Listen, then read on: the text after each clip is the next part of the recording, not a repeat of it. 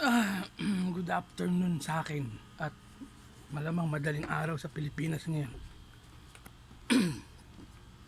Punta tayo sa garahe.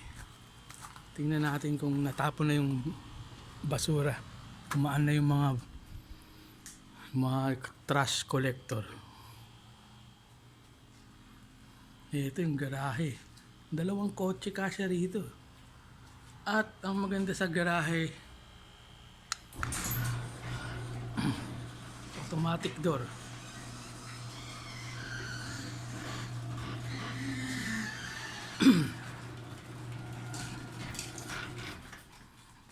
Ayun, dalawang trash